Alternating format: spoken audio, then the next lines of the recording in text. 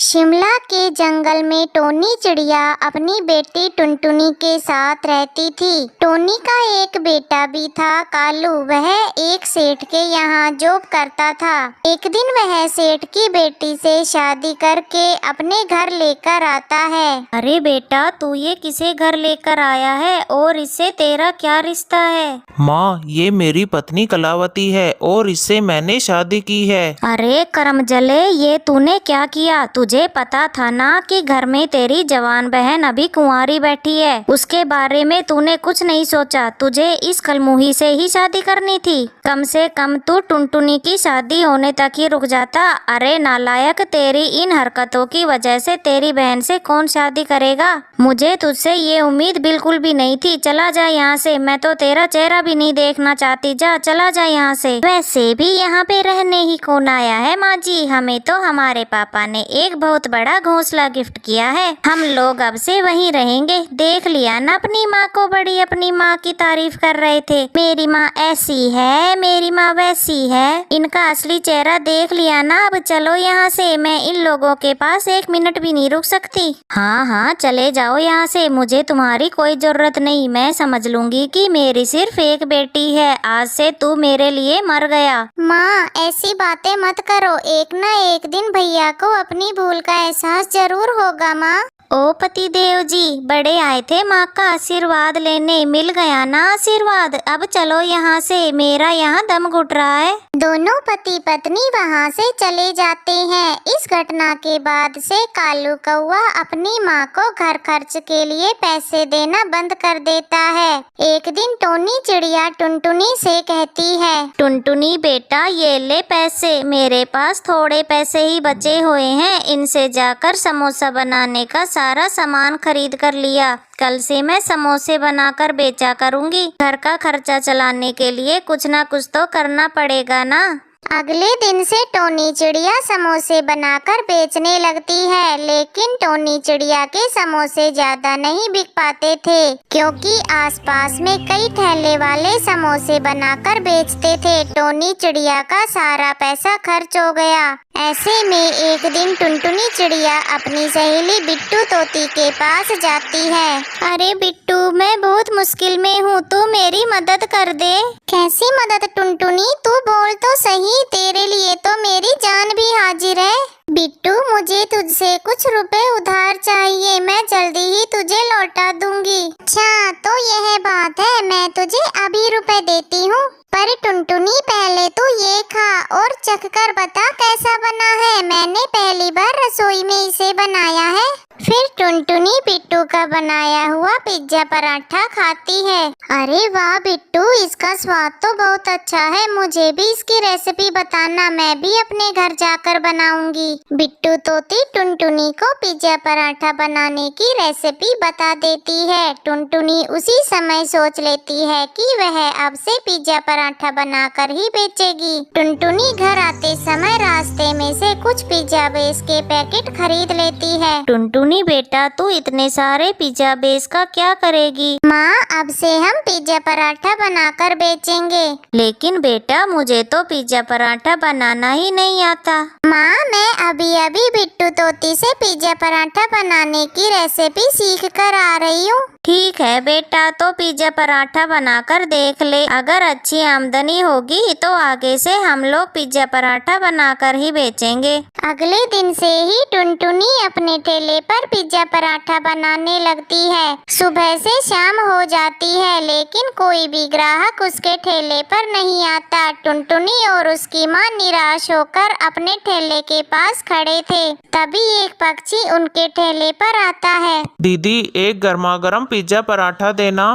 टुनटुनी फटाफट पिज्जा बनाकर उस पक्षी को देती है। वह चटकारे लेकर खाने लगता है। दोस्तों, इधर आओ। यहाँ चटपटा पिज्जा पराठा मिल रहा है। मुझे तो बहुत पसंद आया। तुम लोग भी खाकर देखो। रोज रोज सादे समोसे खा खाकर हम लोग बोर हो गए हैं।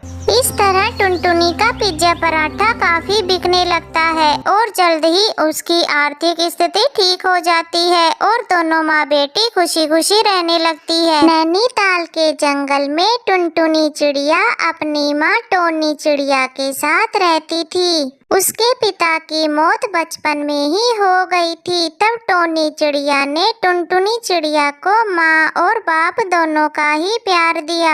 टुनटुनी चिड़िया अब बड़ी हो गई थी और उसकी शादी की चिंता टोनी चिड़िया को सताने लगी। एक दिन जंगल का मुखिया सेठ कड़कनाथ कौवा टोनी चिड़िया के घर आता है। और कहिए भाभी जी, सब कुछ बढ़िया तो चल रहा है ना?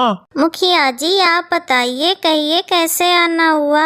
अरे टोनी, तुम्हारी बिटिया के लिए रिश्ता लेकर आया हूँ। शहर में मेरी मौसी का बेटा है। तुम कहो तो बात आगे बढ़ाऊं। वैसे आजकल मौसी मेरे पास आई हुई है और कल उसका बेटा भी आने वाला है। तुम चाहो तो कल ही टुनटुनी को दिखा देते हैं। ठीक है मुखिया जी, एक न एक दिन तो बेटी को विदा करना ही है। और अगले दिन मुखिया की मौसी चंपा कौवी और उसका बेटा कालू कौवा तीनों मिलकर टुनटुनी को देखने आते हैं। बहन जी मुझे तो टुनटुनी बहुत पसंद है, बस मेरा बेटा हाँ कर दे, फिर लेन देन की बातें भी हो जाएंगी। फिर थोड़ी देर तक कालू कौवा टुनटुनी से बातें करता है और फिर हामी भर देता है। मुबारक हो बहन जी, अब आपकी बेटी मेरी हुई। लेकिन बहन जी दहेज में मुझे 2 लाख रुपए नकद चाहिए। मेरा बेटा अपने काम को आगे बढ़ाना चाहता है, इसमें पैसे तो लगेंगे ही। वैसे भी मैं आपसे बहुत थोड़ा दहेज मांग रही हूँ। आप लोग गांव के हैं और हम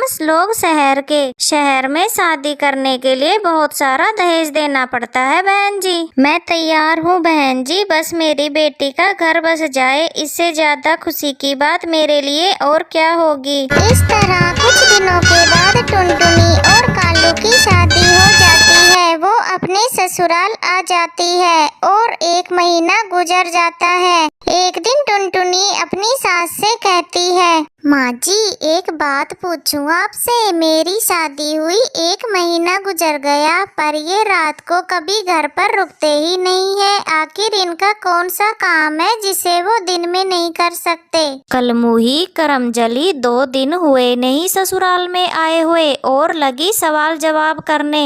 इससे तुझे क्या मतलब कि मेरा बेटा कौन सा काम करता है, क्या काम करता है? बस तू अपने खाने और घर संभालने से मतलब रख, ज्यादा अपना दिमाग मत चलाया कर। ये गांव नहीं है, यहाँ दिन और रात एक समान होते हैं, समझी? टुनटुनी चिड़िया अपनी सास की ऐसी बातें सुनकर चुप रह जाती है। उसे नहीं पता था कि उसका पति शहर में किसी और चिड़िया से शादी करके उसे धोखा दे रहा है।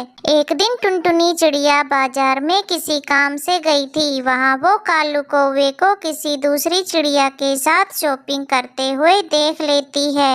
अरे ये मैं क्या देख रही हूँ, ये तो मेरे पति कालू जी हैं और ये इनके साथ चिड़िया कौन है जिसके साथ ये शॉपिंग कर रहे हैं, और मेरे लिए तो इनके पास थोड़ा भी समय नहीं रहता। टुनटुनी तुरंत ही अपने पति कालू कौवे के पास जाती है। कालू जी आप और यहाँ, और ये कौन है, जरा इनसे मेरा परिचय तो कराइए। मैं इनकी पत्नी हूँ रुनझुन चिड़िया, और आज मेरे पति देव जी मुझे शॉपिंग करा रहे हैं। क्यों पति देव जी? लेकिन रुनझुन इनकी पत्नी तो मैं हूँ और इनकी मुझसे शादी हुई है। ए चिड़िया, क्या बकवास कर रही है? मैं तुझे नहीं जानता, चलो जाओ यहाँ से। टुनटुनी चिड़िया दुखी मन से अपने घर चली जाती है। माँ जी आप लोगों ने मुझे धोखा दिया है, मेरी जिंदगी के साथ खेला है। आप दोनों ने मिलके मेरी जिंदगी खराब कर दी। मुझ गरीब के साथ ऐसा क्यों किया माँ जी? तभी कालू कौवा भी घर चला आता है। माँ, अब इस गंवार का यहाँ कोई काम नहीं। दहेज तो हमें मिल ही गया, हम आज ही इसका काम तमाम कर देते हैं। दोनों माँ बेटे मिलकर टुनटुनी को ले जाकर एक नदी में फेंक देते हैं। बचाओ बचाओ, मुझे तैरना नहीं आता, मैं डूब रही हूँ, मुझे बचाओ, मैं डूब जाऊंगी। तभी उस नदी के पास पानी पी रहा एक हाथी का बच्चा टुनटुनी की आवाज सुनता है। वो किसी तरह टुनटुनी को नदी में डूबने से बचा लेता है। टुनटुनी अपने साथ हुए इस अत्याचार को अपनी माँ को नहीं बताती। नहीं नहीं, मैं अपनी माँ को कुछ नहीं बताऊंगी, नहीं तो मेरी माँ ये सदमा बर्दाश्त नहीं कर पाएगी और वो मर जाएगी और मैं वापस अपने ससुराल भी नहीं जाऊंगी। मैं खुद से अपना एक घोंसला बनाऊंगी। फिर टुनटुनी चिड़िया नदी किनारे एक पेड़ पर एक घोंसला बनाती है और उधर कालू कौवे की एक गंभीर बीमारी के चलते मौत हो जाती है और रुनझुन चिड़िया कालू कौवे को छोड़कर घर के सारे रुपए लेकर वहां से चली जाती है। कालू कौवे को और चंपा कौवी को उनके किए की सजा मिल चुकी थी और इधर टुनटुनी चिड़िया बड़े आराम से अपने घोंसले में दिन बिताने लगती है। प्लीज इस कहानी को लाइक, अपने दोस्तों के साथ शेयर और चैनल को सब्सक्राइब करना बिल्कुल मत भूलना। आपका बहुत बहुत धन्यवाद।